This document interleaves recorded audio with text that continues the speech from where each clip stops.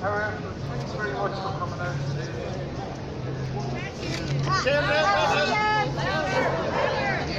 So I have a sanctuary called back in the day that I have a sanctuary.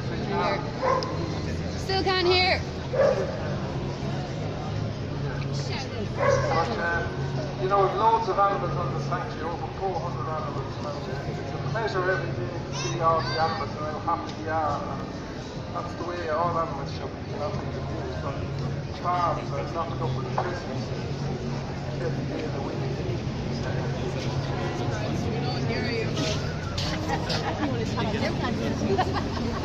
Sorry.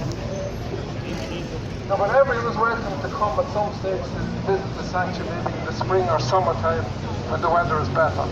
But I want to say a few things about farming in Ireland. Farm subsidies in Ireland are 64% of their income, and in the 80s and 90s this was called the farmer's dole. So you can imagine 64% of every farmer's income is dole at the moment. It's called subsidies now, but still called the dole. So how can it, like a farming is supposed to be Ireland's biggest industry, and how can this be when 90% of the employees in this industry get 64% of their income as dole? So it doesn't add up that this can be Ireland's biggest industry when they're getting so much money like that. And also they're building new sheds all the time, which are prisons for the animals, like more or less outfits for the animals. And all these sheds, they get 40 and 60% grants for these sheds. And like this should not be happening at the moment when so many people are going vegan, and animals should not be treated this way. So within 10 miles of here, on the outskirts of Dublin, all these sheds are gone up, and the government are giving these farmers low interest loans, you know, at very low cost, and the government are setting these up for the farmers non-stop. And on top of that, like, they're getting billions every year for abusing animals and sexually abusing animals, which should not be done in this day and age when we have such giant machinery to grow crops, and, you know, tractors and rovers and everything to till the land, and combines and everything then to harvest the crops, and other machinery to harvest crops. So this should not be happening in this day and age. So I'd like to say to anyone that is vegan here, or vegetarian I mean here, that they should go vegan, because there's no excuse for anyone to be vegetarian at the moment when you can get vegan food so handy in the supermarkets. And only within 100 metres of here you can go for a vegan meal in several different restaurants. So, and to anybody else that's not vegan, just open your eyes to the suffering you see on all the posters here today, that animals don't deserve to be treated this way. No way should this be happening in this day and age. So like, there's big money involved in farming, so this should not happen. You have a vote every time you go into a supermarket to choose violence or, you know, beautiful crops that are grown, organic crops and that. But the subsidy should be shifted to farmers that grow organic crops. And, you know, this will give great employment also to loads of people. But something has to be done. Everybody must speak up for the animals. So, and also nobody should get depressed when they're trying to help the animals as if there is nothing much they can do. There is loads of stuff everybody can do. And if every one of us don't stick together and do stuff for the animals every day of the week, and stick up for them all the time, nothing will ever change. So don't anyone ever be depressed, because there's so many things you can do. Like if we don't do it, you and I don't do it, who will do it? Like, you know, we are the people at the moment that have to stand up and be counted to change this world. So it needs to be done, and we are the ones that have to try and do it. So end all slaughterhouses, and everyone go vegan, please. Thank you so much to Declan. Next up we have Shana Reilly. She's an activist with the National Animal Rights Association, Earthlings Experience, and a volunteer at Dogs Aid. So she's going to say a few words now too. Please welcome Shana.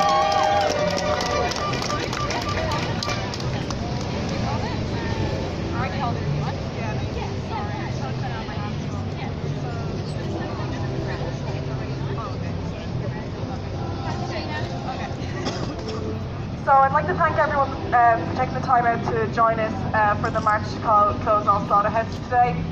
We're all here today to show others that there's a strong demand here in Ireland for animal rights, and animal suffering will not continue to be conveniently ignored. The fight for animal liberation will not be won silently. We need each and every one of your voices to speak up for the voiceless. Therefore, we must get active in animal rights activism. Because by being vegan alone, it will not make animal agriculture unprofitable, nor will it change the actions of others. To make changes, we must get active.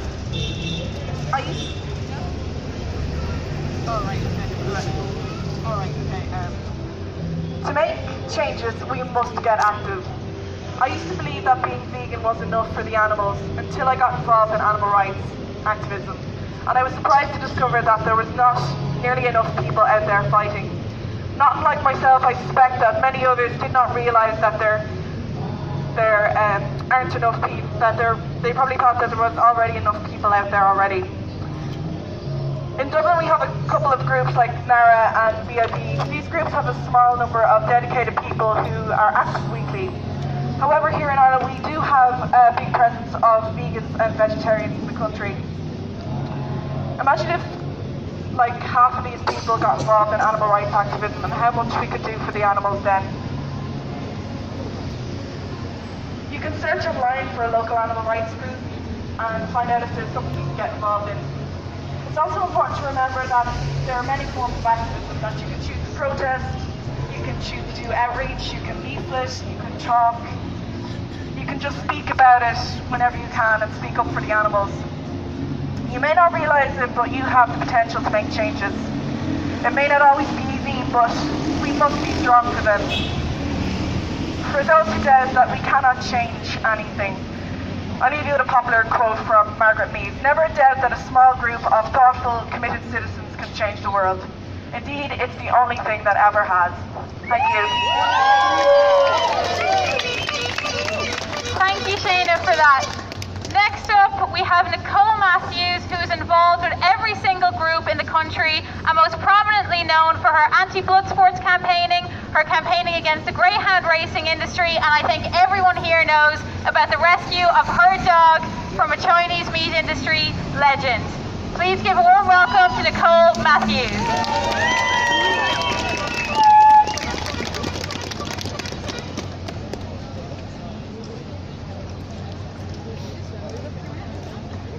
Hi everybody.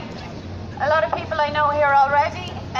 For those of you that I haven't already met, my name is Nicole Matthews. I am one of the directors of the Irish Council Against Blood Sports, otherwise known as ICABS.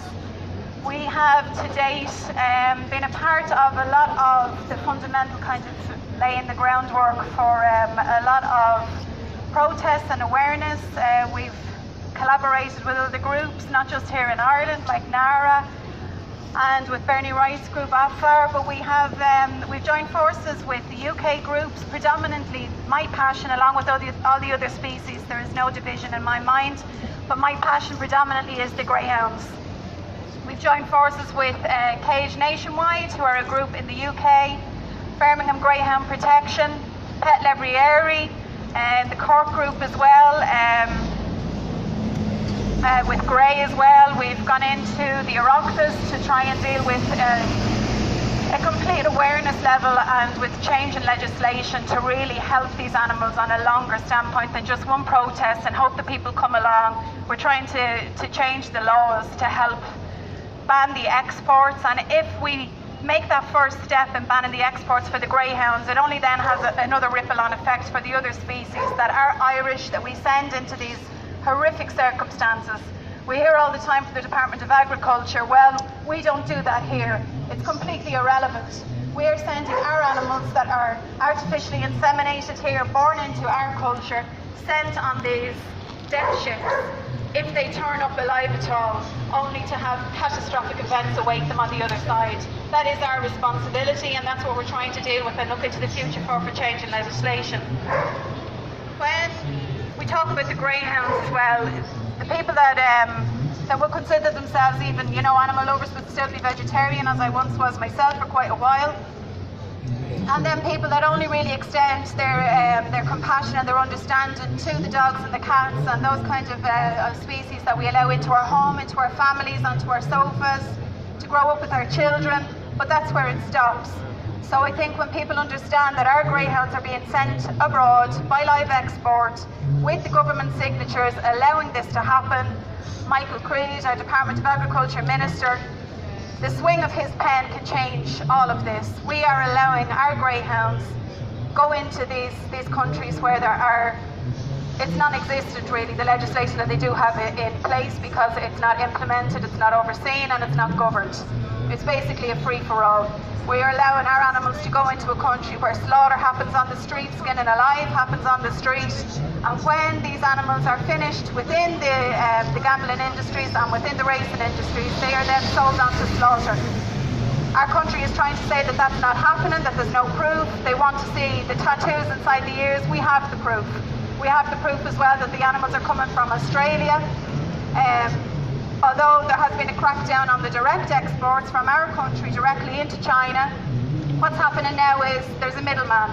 So they'll send the dogs onto the likes of Spain or to the UK, bad enough as the circumstances are here already here at home. And then further up from there, they're sent on to the likes of Pakistan, where they're used for boar baiting, bear baiting, and horrific other elements, of course, than like that's done here at home then as well, but on another plateau entirely. These are temperature-sensitive creatures.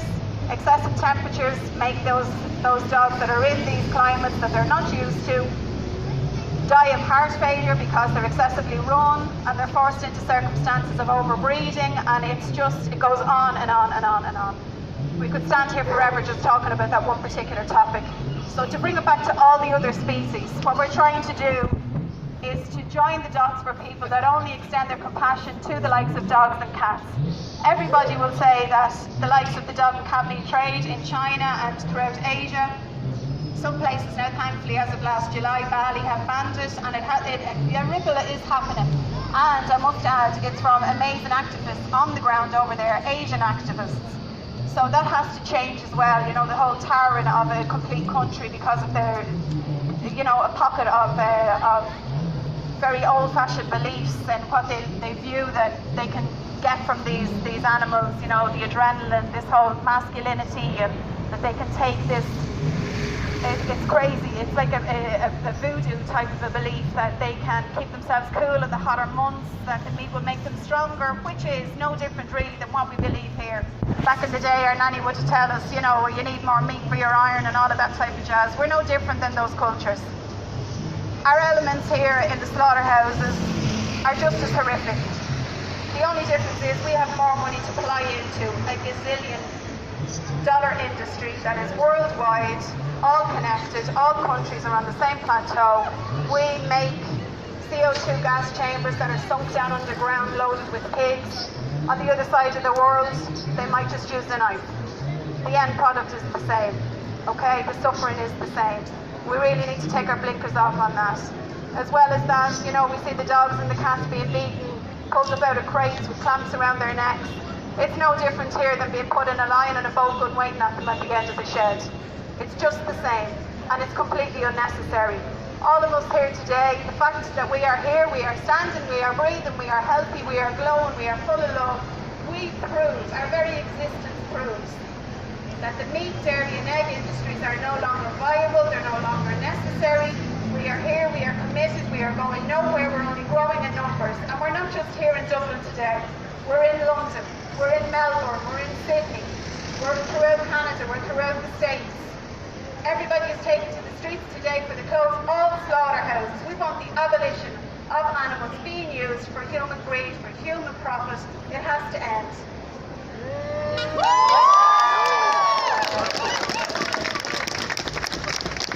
3.5 years ago, I was pregnant with my third baby.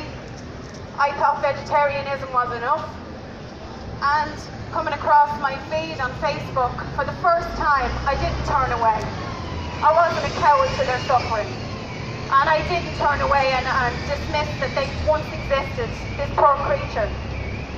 I saw no difference in what I saw and my own circumstances.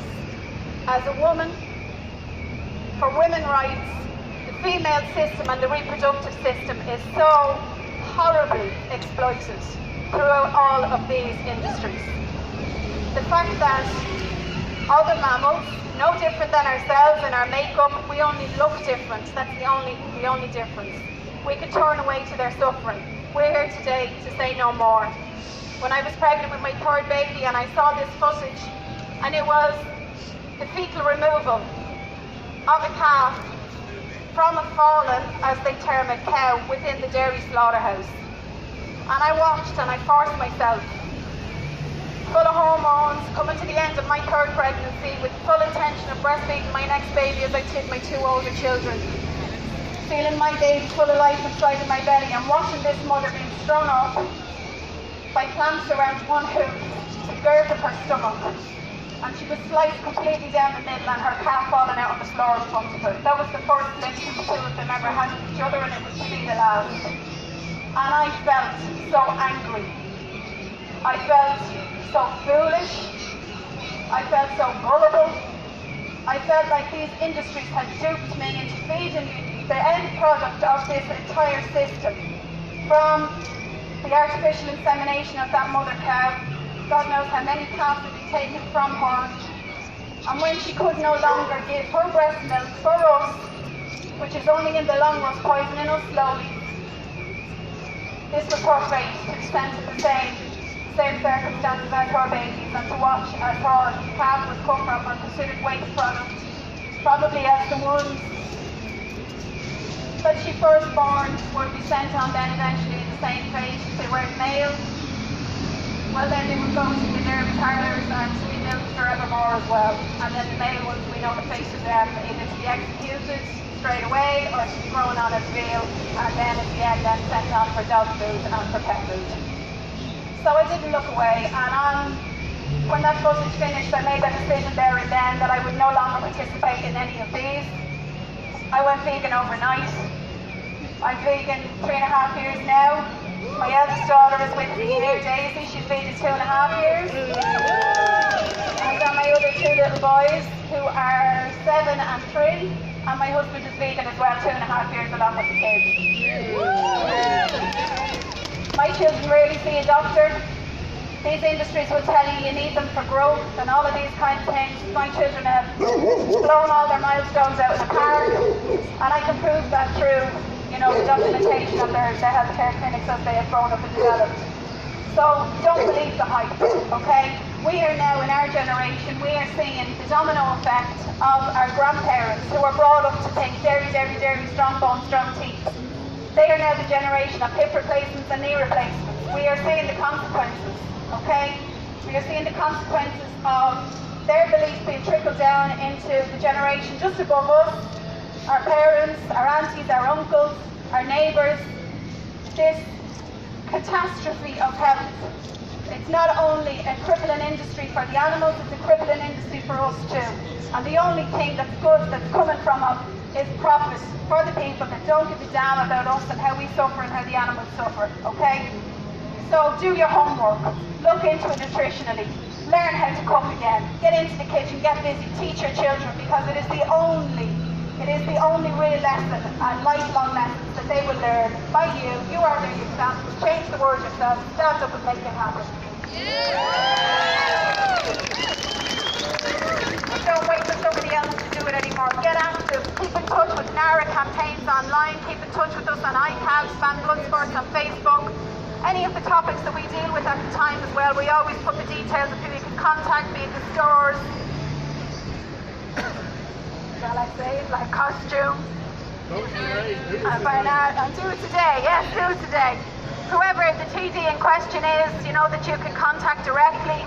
Please do not underestimate the power of that one email that it can have. It may be the 50th email that they've had in that day that they say, listen lads, there's an election coming around and our arse and the job is threatened unless we get up and listen to them. Please don't underestimate the power of your voice. Get out, get active, feet on the street is what's needed. It's not behind a keyboard anymore, as great as it is to sign the petitions. Stick together, we're making headway. All we have to do is walk through the supermarkets, and we can see aisle after aisle, whole food, vegan, cruelty-free, full of love, and that's what we are. Vegan is love, so go spread it.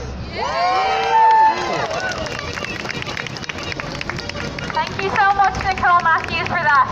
Okay, everybody, I'm just going to give the go-ahead to the guards that we're going to start. So if everybody can start lining up behind the Close All Slaughterhouses banner. I'm a steward. Anyone in the height who's best as a steward, please follow their guidance as we're marching. Thank you, guys.